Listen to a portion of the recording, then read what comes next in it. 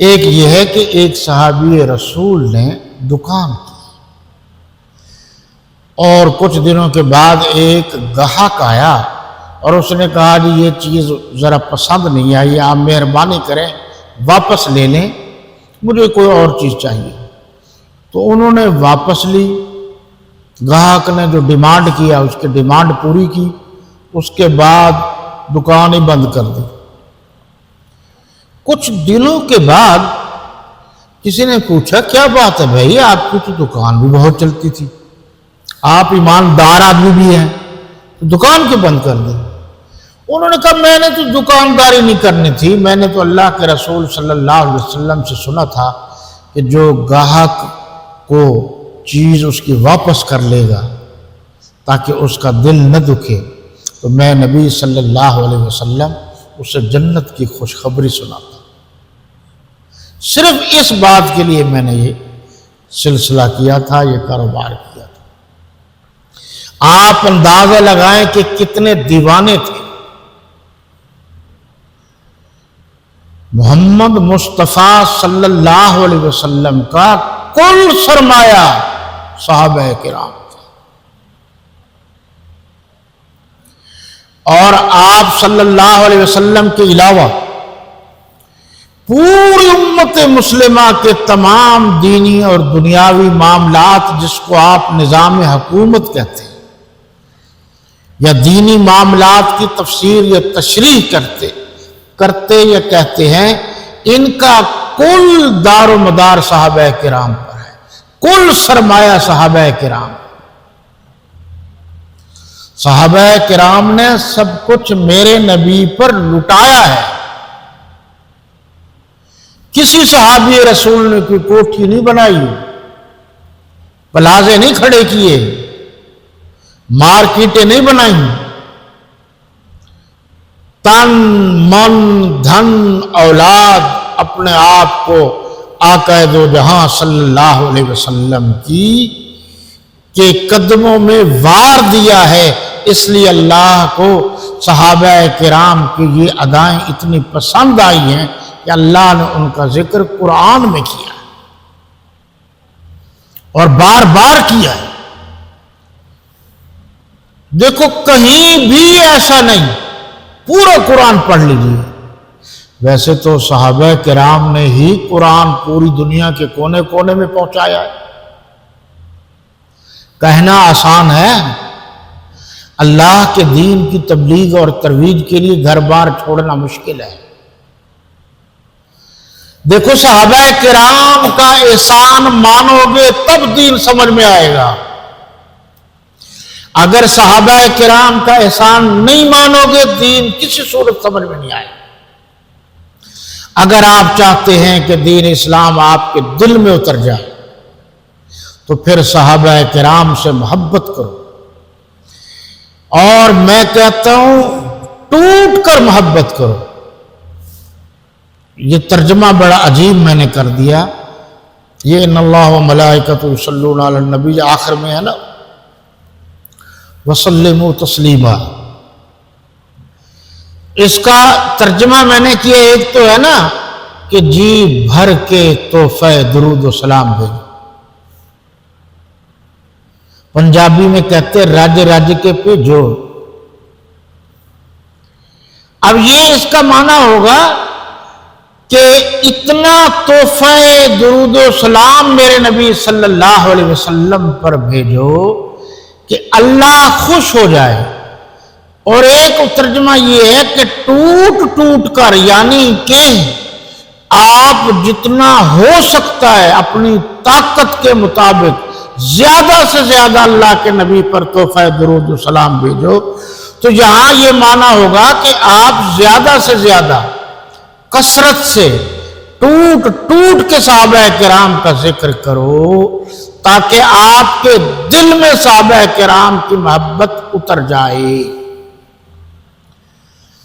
اب آپ دیکھیے جی تھوڑی سی بات اور وہ یہ ہے، یہ یہاں اسی آیت میں، اس آیت پر پھر غور کیجیے، آپ کھول کے قرآن مجید دیکھیں، فَسَيَكْفِيكَهُمُ اللَّهُ فَإِنْ آمَنُوا بِمِثْلِ مَا آمَنْتُمْ بِهِ فَقَدِ اهْتَدَوْا وَإِنْ تَوَلَّوْا فَإِنَّمَا هُمْ فِي شِقَاقٍ. آگے کیا ہے؟ فَسَيَكْفِيكَهُمُ اللَّهُ. اس کا میں ذرا آپ غور کریں گے. فَسَيَكْفِيكَهُمُ اللَّهُ، اللہ ان کے لیے کافی ہے. پیچھے کیا بتایا؟ جو مخالف ہیں، یعنی صحابہ کرام کی طرح ایمان نہیں لائیں گے تو وہ مخالف ہے دین اسلام کے. آگے کہا کہ اللہ ان کو کافی ہے. ایک مفہوم تو بڑا واضح ہے کہ مخالفین کو اللہ کافی ہے، یعنی صحابہ کرام کے مخالفین کو اللہ کافی ہے.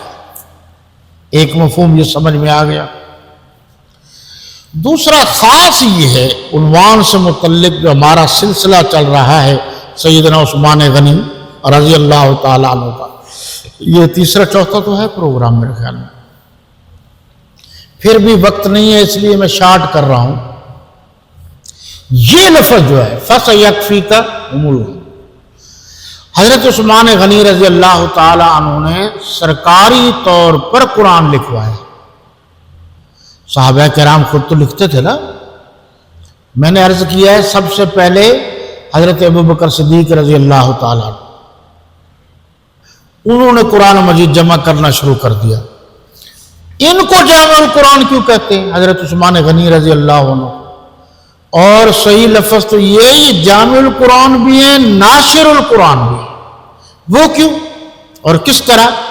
وہ اس طرح کہ انہوں نے اپنے دور خلافت میں سرکاری سطح پر حضرت زید بن ثابت رضی اللہ تعالی عنہ کی سربراہی میں کمیٹی بنائی تھی،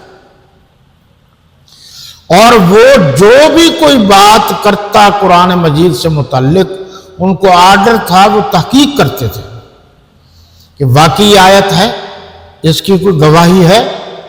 فلاں صحابی سے پوچھا جائے، فلاں سے، فلاں نے جو لکھا تھا کھجور کے پتے پر، درخت کے پتے پر، یا لکڑی کی تختی پر یا پتھر پر، وہ تصدیق ہو جاتی تو وہ اسے لکھ لیا جاتا. یوں بالترتیب سرکاری طور پر قرآن مجید جمع ہو گیا. اس لیے ان کو کہتے ہیں جامع القرآن، اور مصحف عثمانی بھی کہتے ہیں. پھر یہ ضرورت کی پیش آئی کہ مختلف علاقوں میں اور مختلف جو زبان رکھنے والے لوگ تھے، تو جس طریقے سے جس کی زبان پر جو لفظ آیا اس نے وہی اپنی زبان پر ادا کرنا شروع کر دیا.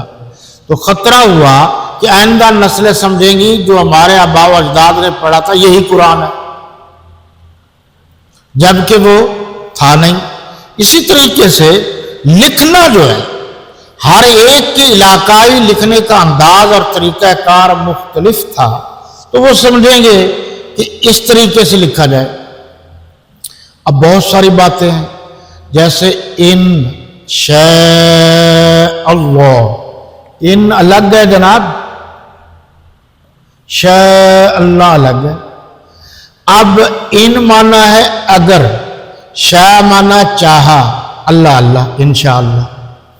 لیکن جب پتہ نہیں ہے انشاء اللہ اکٹھا لکھو گے، یعنی ان الگ ہے لکھنے میں، پڑھنے میں بھی الگ ہے، شاء اللہ الگ ہے. اگر کوئی ان کو ملا کر پڑھے گا انشاءاللہ، تو انشاء کا معنی ہوتا پیدا کرنا. اب یہ بڑی گہری زبان ہے عربی کی، لیکن قربان جائیے صحابہ کرام رضوان اللہ تعالی علیہم اجمعین کے قدموں پر کہ انہوں نے سب قربان کر کے قرآن کو ہمیشہ ہمیشہ کے لیے محفوظ کر دیا. تو جناب میں یہ کہہ رہا تھا کہ حضرت عثمان غنی رضی اللہ تعالیٰ عنہ نے سرکاری طور پر حکم دیا، انداز تحریر ایک ہو. ہمارے ملک میں 4-5 زبانیں صوبائی طور پر، ویسے تو بہت زبانیں ہیں لیکن پاکستان کی جو قومی زبان ہے وہ تو اردو ہے. تو اردو لکھنے کا مطلب یہ ہے کہ پورے ملک میں وہ اردو نافذ ہوگی قومی زبان کی حیثیت سے. اسی طریقے سے عربی کو انہوں نے کہا اس انداز میں لکھا جائے گا، یہ نافذ ہوگی اور اس انداز میں پڑھا جائے گا اور ہمیشہ یہی پڑھا جائے گا. اس لیے حضرت عثمان غنی رضی اللہ عنہ کو جامع القرآن بھی کہتے ہیں، ناصر القرآن بھی کہتے ہیں. یہ آپ سمجھیں کیوں کہتے ہیں کہ قرآن کی انہوں نے یہ خدمت سر انجام دی. اچھا وقت بہت کم ہے، آپ غور کریں. وہ جو نسخے تھے 5-6 نسخے باہر چلے گئے، مختلف ممالک کی ڈیمانڈ تھی. ایک نسخہ انہوں نے بطور ماسٹر پیس کا وہی رکھا مسجد نبوی میں. جس کو کوئی شک اور شبہ ہو وہ آئے نسخہ دیکھے اور قرآن مجید کی جو اس کا اشتباہ ہے وہ اپنا دور کر لے. اب آپ دیکھیں نا کہ ابھی حال ہی میں جرمنی نے بطور چیلنج 40,000 قرآن مجید کے نسخے جمع کیے.